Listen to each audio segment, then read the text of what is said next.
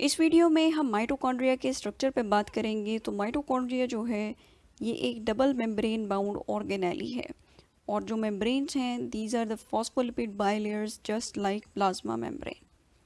जो आउटर और inner membrane है ये एक दूसरे से बहुत डिफरेंट हैं और इसकी वजह से जो माइटोकॉन्ड्रिया है ये दो डिस्टिंक्ट कंपार्टमेंट्स में डिवाइड हो जाता है।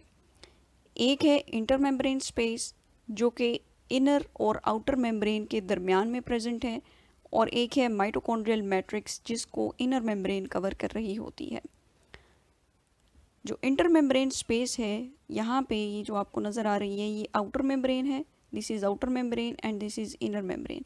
इन दोनों के दरमियान ये जो स्पेस है दिस इज़ इंटरमेम्ब्रेन स्पेस और माइटोकॉन्ड्रियल मैट्रिक्स जो है ये सारा पोर्शन जिसको इनर मेम्ब्रेन ने कवर किया हुआ है this is the mitochondrial matrix. अगर हम आउटर मेम्ब्रेन की बात करें तो ये स्मूथ होती है, फ्रीली परमिएबल होती है। इसके अंदर अगर इसकी कंपोजिशन देखें तो 50% पोर्शन जो है ये लिपिड्स का होता है और इसके अंदर कोलेस्ट्रॉल भी प्रेजेंट होता है। आउटर मेम्ब्रेन के अंदर पोरिन प्रोटीन्स होती हैं जो कि बैक्टीरिया की जो मेम्ब्रेन होती है उसके अंदर जो पोरिन प्रोटीन्स होती हैं उनकी तरह की होती हैं। ठीक है, पोरिन प्रोटीन्स अब चैनल्स बनाती हैं जिनके थ्रू 5000 डाल्टन मोलेकुलर वेट तक के जो मॉलिक्यूल्स हैं ये फ्रीली पास कर सकते हैं। यहाँ पे ये जो फिगर है इसमें माइटोकॉन्ड्रियल आउटर मेम्ब्रेन के अंदर पोरिन प्रोटीन जो है ये शो की गई है। अब इसके जो डिफरेंट कलर्स हैं these are representing the different domains of this protein. ठीक है, इनको हम बीटा बैरल प्रोटीन्स कहते हैं। बीटा बैरल प्रोटीन्स जो हैं इनमें डोमेन्स की अरेंजमेंट कुछ इस तरीके से होती है कि दरमियान में पोर बनता है एक और इस पोर के थ्रू जो है मॉलिक्यूल्स फ्रीली जो है क्रॉस कर रहे होते हैं। सो दीज पोरिन प्रोटीन्स जो हैं इनकी वजह से क्या होता है कि जो इंटरमेम्ब्रेन स्पेस है जो दोनों मेम्ब्रेन्स के दरमियान स्पेस है इनमें जो इसकी जो कंपोजिशन होती है इंटरमेम्ब्रेन स्पेस की ये बिल्कुल ऑलमोस्ट सिमिलर होती है to the cytosol due to with respect to the small ions. अब ये क्यों होता है कि जो आउटर मेम्ब्रेन है ये स्मॉल आइंस के लिए फ्रीली परमिएबल है।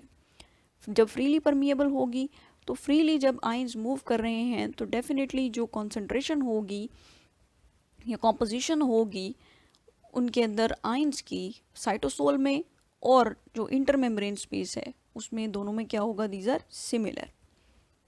नेक्स्ट इनर मेम्ब्रेन जो है ये हाईली इम्परमिएबल होती है और ये जो डिफरेंट मॉलिक्यूल्स हैं it restricts the passage of these molecules क्योंकि इनमें क्या होता है कि उनकी ट्रांसपोर्ट के लिए स्पेशलाइज्ड मेम्ब्रेन ट्रांसपोर्टर्स प्रेजेंट होते हैं और इनकी हेल्प से एक प्रोटॉन ग्रेडियंट जो है ये मेंटेन रहता है। अब प्रोटॉन ग्रेडियंट जो है between intermembrane space and mitochondrial matrix ये इम्पॉर्टेंट होता है for the synthesis of ATP by ATP synthase that is present in the inner mitochondrial membrane. अब इनर मेम्ब्रेन जो है ये स्मॉल आइंस जैसे कि हाइड्रोजन आइंस हैं, पोटेशियम आइंस हैं, क्लोराइड आइंस हैं, हाइड्रोक्साइड आइंस हैं, इनके लिए भी इम्परमिएबल है जबकि ऑक्सीजन, कार्बन डाइऑक्साइड और वाटर जो है ये फ्रीली जो है क्रॉस कर सकते हैं इनर मेम्ब्रेन को। इनर मेम्ब्रेन में प्रोटीन्स जो हैं ये ज़्यादा कंसंट्रेशन में प्रेजेंट होती हैं। Nearly 76% of the inner membrane is composed of proteins. क्यों? क्योंकि proteins enzymes are basically proteins. तो एंजाइम्स जो हैं ये इनर मेम्ब्रेन के अंदर जो इलेक्ट्रॉन ट्रांसपोर्ट के हैं, ऑक्सीडेटिव फॉस्फोराइलेशन के लिए जो एंजाइम्स हैं these are present in the inner membrane. So inner जो माइटोकॉन्ड्रियल मेम्ब्रेन है इसमें कार्डियोलिपिन होता है। कार्डियोलिपिन जो है ये ग्लिसरोफॉस्फोलिपिड है just like the phosphate diphosphatidyl glycerol जो कि बैक्टीरियल प्लाज्मा मेम्ब्रेन में होता है और इनर मेम्ब्रेन में कोलेस्ट्रॉल प्रेजेंट नहीं होता। Majority of the inner membrane proteins जो हैं these are involve in electron transport chain. ठीक है, इलेक्ट्रॉन ट्रांसपोर्ट चेन और ऑक्सीडेटिव फॉस्फोराइलेशन जो है उसमें इन्वॉल्व होती है, means these are mostly enzymes. Oxidative phosphorylation ये है कि ऑक्सीजन जो है इसकी ब्रेकडाउन की वजह से क्या है कि एटीपी इसकी जो है एटीपी की फॉर्मेशन होती है जो। सो इनर मेम्ब्रेन जो है इसमें बहुत ज़्यादा फोल्ड्स प्रेजेंट होते हैं दैट फॉर्म रिजेस। ठीक है। सो इन जो फोल्ड्स हैं इनको पायलट ने 1952 में क्रिस्टी माइटोकॉन्ड्रियल्स का नाम दिया और अब इन फोल्ड्स को हम क्रिस्टी कहते हैं। प्लांट्स में ये जो फोल्ड्स हैं ये ट्यूबुलर फॉर्म में प्रेजेंट होते हैं, इसलिए इनको प्लांट्स के केस में हम ट्यूब्यूलाई कहते हैं। ये जो इनफोल्डिंग्स हैं इनर मेम्ब्रेन्स की, ये सेलुलर रेस्पिरेशन के लिए जो सरफेस एरिया है उसको इंक्रीज़ करती हैं और इनके ऊपर कुछ नॉब लाइक स्ट्रक्चर्स प्रेजेंट होते हैं जिनको हम F1 पार्टिकल्स या ऑक्सीजोम्स कहते हैं। एस्टीमेट्स के मुताबिक एक जो माइटोकॉन्ड्रिया है उसमें 10,000 to 1 lakh F1 particles present होते हैं और इनका जो नंबर है it varies according to the metabolic state of the cell. अगर ज़्यादा ऑक्सीजन ATP रिक्वायरमेंट है तो इसमें जो फोल्ड्स हैं और F1 पार्टिकल्स हैं ये ज़्यादा हो जाते हैं। क्रिस्टी जो हैं इनका नंबर भी वेरी करता है according to the metabolic state of the cell. So अगर F1 पार्टिकल्स को एक्सपेरिमेंटली रिमूव कर दिया जाए तो ऑक्सीडेटिव फॉस्फोराइलेशन का प्रोसेस नहीं होता। So it suggests that F1 particles are provide the site for ATP synthesis.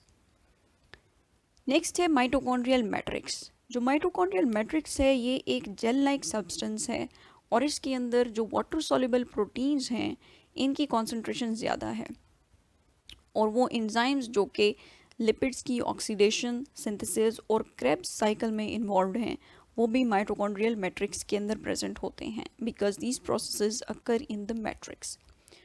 Matrix जो है इसके अंदर राइबोसोम्स भी प्रेजेंट होते हैं और जो माइटोकॉन्ड्रिया के अंदर राइबोसोम्स हैं इनको हम माइटोराइबोसोम्स कहते हैं और इनका जो स्वेडबर्ग कोएफिशिएंट है माइटोकॉन्ड्रियल जो ये माइटोराइबोसोम्स हैं इनका 55s to 80s होता है in different eukaryotes. Double stranded circular naked DNA भी जो है ये मैट्रिक्स में प्रेजेंट होता है। नेकेड से मुराद ये है कि इसमें क्या है हिस्टोन प्रोटीन्स जो हैं वो प्रेजेंट नहीं होती और सर्कुलर होता है DNA।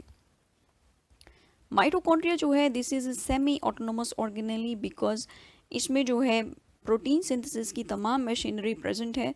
माइटोराइबोसोम्स हैं, ट्रांसफर RNAs भी हैं, double stranded circular naked DNA भी है और ट्रांसक्रिप्शन और ट्रांसलेशन के लिए जो एंजाइम्स रिक्वायर्ड हैं वो भी इसके अंदर प्रेजेंट होते हैं। सो माइटोकॉन्ड्रियल DNA जो है जितनी माइटोकॉन्ड्रिया को प्रोटीन्स रिक्वायर्ड होती हैं उसका टोटल में से 1% जो प्रोटीन्स हैं ये खुद सिंथेसाइज कर सकते हैं। मींस के माइटोकॉन्ड्रियल DNA के अंदर 1% जो प्रोटीन्स हैं माइटोकॉन्ड्रिया की it codes for 1% of the total proteins, ठीक है। And for the rest of the protein it is dependent on the nuclear DNA, that's why we say that it is semi autonomous organelle.